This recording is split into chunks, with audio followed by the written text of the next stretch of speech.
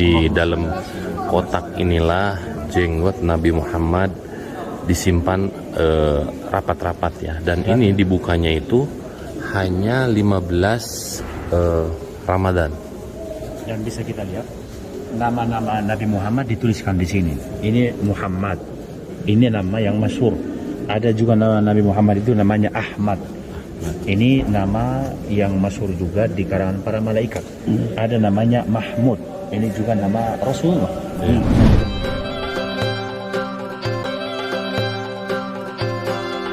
Halo semuanya, assalamualaikum warahmatullahi wabarakatuh. Selamat datang di vlog saya. Dan sekarang kita lagi berada di mana, Bu? Ya, kita masih berada di Turki dan tepatnya ini di Konya namanya. Ya, salah satu perkotaan ya di Turki. Jauh-jauh kita memang sengaja datang ke sini. Berapa jam tadi, Kang Bahrawi? 8 jam. 8 jam ya. 8 jam ya? Iya, datang jauh-jauh kita mengelilingi semua perkotaan di Turki. Tidak satu pun insya Allah yang kita sisakan sejarah-sejarah. Yang jadi pertanyaan, kok banyak barang berharga yang diambil dari Mekah disimpan di Turki? Ya, kalau kita menarik ke sejarah dari awal bahwa kerajaan Arab Saudi baru 92 tahun. Oh. Jadi sebelumnya itu dikuasai oleh Turki Utsmani. Utsmani zaman dulu. Nah, di Turki Utsmani semua barang-barang yang berharga dibawa, termasuk juga jenggot Rasul dan ditaruh di sini. Ya. Saya saking penasarannya, mudah-mudahan bisa melihat ya. Ini banyak banget peziarah dari berbagai belahan dunia, termasuk juga orang Indonesia. Ya, Sekarang kita langsung lihat interiornya seperti apa. Bismillahirrahmanirrahim. Allahu Akbar, kok banyak banget ini yang ziarah. Nah, di sini, Bung, itu banyak makam, Bung. Iya, betul. Jadi selain dari sebagian jasad Rasul yang disimpan di sini, ada juga makam seorang tokoh yang pasti juga ke Indonesia itu sangat masyhur, populer. Tokoh filosofi atau dalam bahasa agamanya disebut tokoh sufi. Sufi ya. Ya, yang biasanya mereka itu lebih identik kepada thariqat, bagaimana jalan menuju Tuhan, yaitu pembersihan hati. Nah, makamnya ada di sana. Yang mana sih? Yang di sana, yang terlihat ada tulisan Bismillahirrahmanirrahim itu sebelah kiri yang lebih besar itu, dan terlihat di atas identik dengan topi yang biasa atau mungkin seperti serban atau seperti penutup kepala yang imam surban kayak gini biasa guys. Mereka pakai di saat mereka nanti melakukan ritual ibadah itu. Jadi ada tariannya, tarian sufi namanya. Memang bukan untuk tarian yang bersifat duniawi, tapi itulah jalan mereka menuju Allah Subhanahu wa taala. Namanya bahasanya tinggi ini ya. Namanya itu Makamnya di sana Jalaluddin Al-Rumi. Al-Rumi. Itu nama tempat asal dia kan. Jadi yang sana, gede ya, Bung? Yang gede, yang sebelahnya makam ayahnya. Yang gede ini makam Jalaluddin Al-Rumi. Nah, yang sebelah kiri kanan itu makam ayahnya. Jadi dia ini memang tokoh yang sudah sangat dikagumi juga pastinya di Turki ini, sehingga kita lihat bukan hanya tokoh Islam sih, hanya orang Islam sih yang mengagumi dia, tapi dari semua kalangan. Jadi yang masuk ke sini bukan hanya Muslim ya? Baik ini yang nggak pakai hijab Muslim, baik non Muslim, iya semua. Karena dia ini tokoh yang memang bagaimana disebut juga tokoh sang pujangga cinta. Tetapi dengan filosofinya ya. Filosofi cinta itu maksudnya adalah cinta kepada Allah Subhanahu wa taala. Maka sangat banyak istilahnya kalimat-kalimat dia, puisi dia yang sampai sekarang masyhur berhubungan dengan cinta. Kalau dimaknai sekilas, nanti orang melihat hanya mungkin kata-kata cinta antara seorang remaja laki dengan wanita. Tapi sebenarnya tidak. Maksudnya itu disitu cinta. Ketika Anda sudah mencintai Allah Subhanahu wa taala, maka cintamu akan mengalahkan segalanya.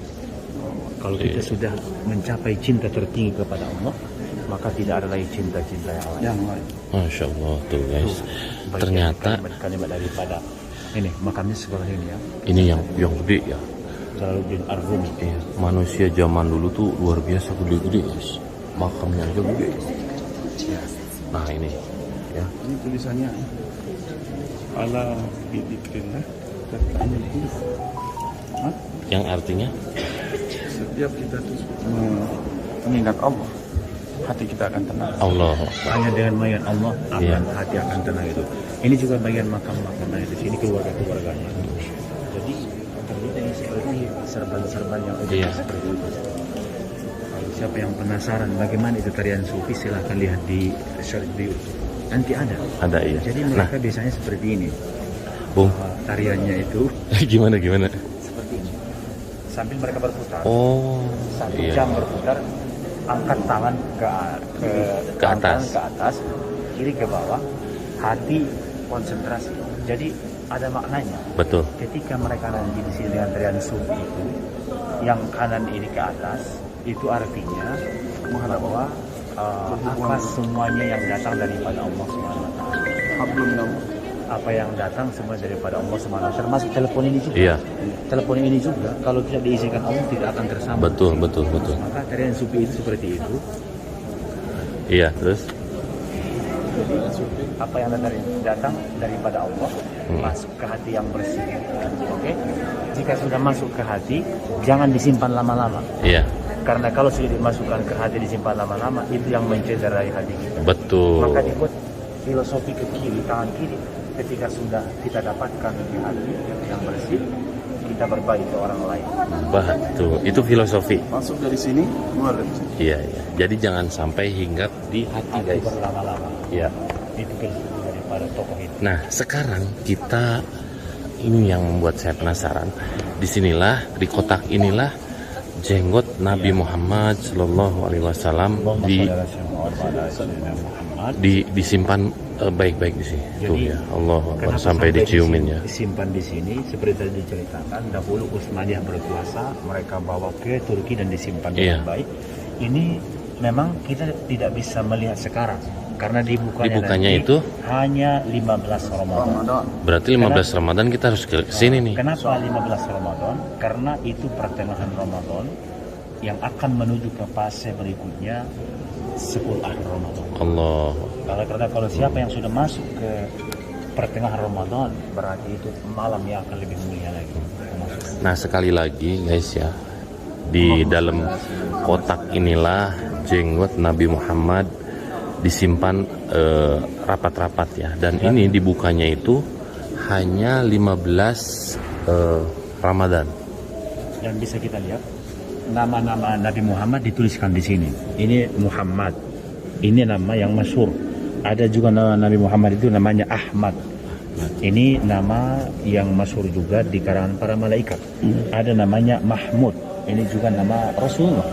Dan kemudian karena sudah ada di sini rambut Nabi, nama Nabi sudah ada 3 nama di sini, maka tentunya alaihi salam untuk menyalam salawat dan salam.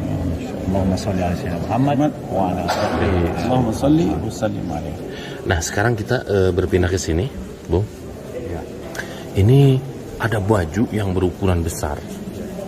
Memang manusia zaman dulu tuh gede guys bentuknya ya. Nah, ini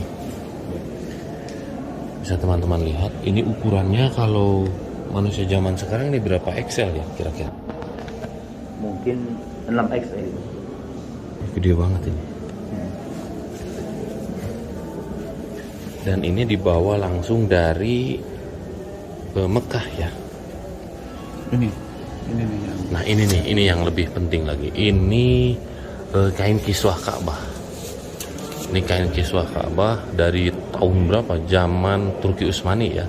Karena Turki Utsmani itu 1366. ya 1366 seperti ini ya. ratusan tahun. Ratusan tahun ya. Oh, dan di sini ada lagi ya.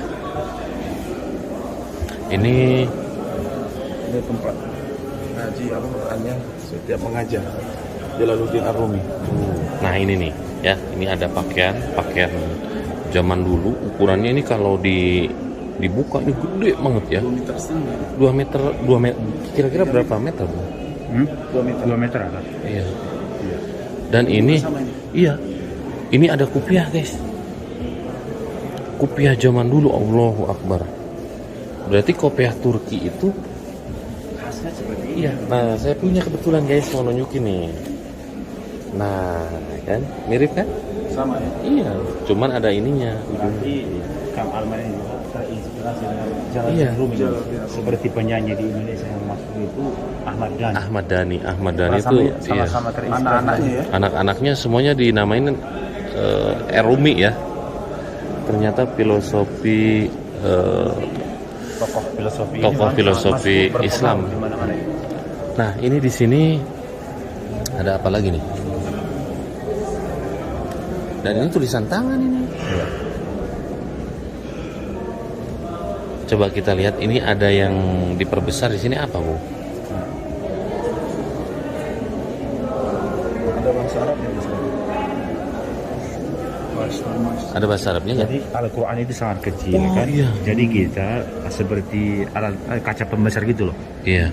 Ini aslinya kecil. Coba di zoom. Quran Majid. Nah, di sini bacanya, Bu. Ya, Quran Majid. Ini kan Daurah Utsmani Qarn apa ini? Ini kecil banget. Asli Saiz belum kebaca. Gam. tuh. Oh, ini bukan bahasa Arab sebenarnya ini. Ini bahasa Persia kelihatannya. Bukan bahasa Arab biasa ini.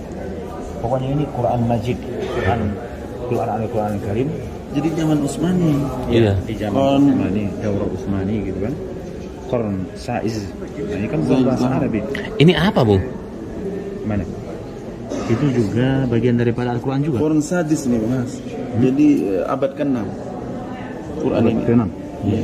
Ini Quran Majid Sajid Daurah Utsmani Quran Bazid Miladi. Ya, ini bagian Al-Quran juga. Oke. Pada abad ke-6. Oke, karena kita ditunggu banyak orang di luar, sekarang kita langsung keluar aja. Tapi alhamdulillah ya, saya jadi tahu di mana tempat-tempat barang bersejarah yang diambil dari kota Mekah langsung waktu zaman Turki Utsmani. Ya.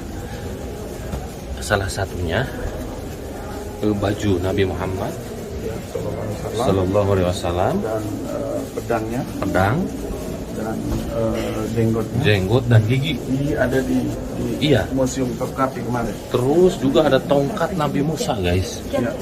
Tongkat Nabi Musa, terus baju Siti Fatmah ya. Iya. Apa? Pedang Nabi Daud. Oh, pedang Nabi Daud. Dan itu semua membawa keberkahan dan keuntungan yang sangat luar biasa, sangat besar ya. Setiap hari, setiap jam. Coba bisa teman-teman lihat. Jadi ini semuanya para turis datang ke sini. Sorry, buka dulu ini. Datang ke sini untuk melihat benda-benda bersejarah peninggalan Rasul ya. Ya, betul. Tapi itu nggak diambil lagi ya sama pihak kerajaan Arab Saudi. Ya. Kenapa ya? Kecuali nanti kan ada misalnya permintaan dan direstui. Bisa-bisa saja dipindah lagi. Asalkan ada nanti restu daripada pemerintah. Persetujuan. Ya. Dan itu bisa dilihat nanti di videonya Bung Hasibuan. Bung Hasibuan itu, maaf ya, berhasil mengambil potongan gambar tongkat Nabi Musa, Ya. Dan pedang Nabi pedang Nabi Daud. Pokoknya luar biasa. Oke guys, biar durasinya tidak terlalu panjang karena saya di Turki itu sengaja keliling kota Turki dari kota ke kota, bahkan tempat-tempat bersejarah seperti tempat ini saya datangi untuk di-share pada teman-teman semua yang ingin tahu tempat bersejarah maksudnya peninggalan-peninggalan bersejarah yang diambil pada zaman Turki Utsmani sampai saat ini membawa keuntungan sangat besar untuk negara Turki. Oke guys, segitu aja dulu untuk video saya hari ini. Mudah-mudahan video ini bermanfaat dan bisa menghibur teman-teman semua. Kalau kalian suka sama video ini, silahkan kalian klik like, subscribe, dan komen di bawah. Silahkan share ke seluruh dunia biar teman-teman tahu bahwa di Turki ini ternyata banyak benda bersejarah peninggalan Nabi Muhammad SAW disimpan rapi-rapi di sini guys. Ya, jangan lupa mampir ke channel Bung Hasibuan. Bahrawi Channel. See you next video. Assalamualaikum warahmatullahi wabarakatuh.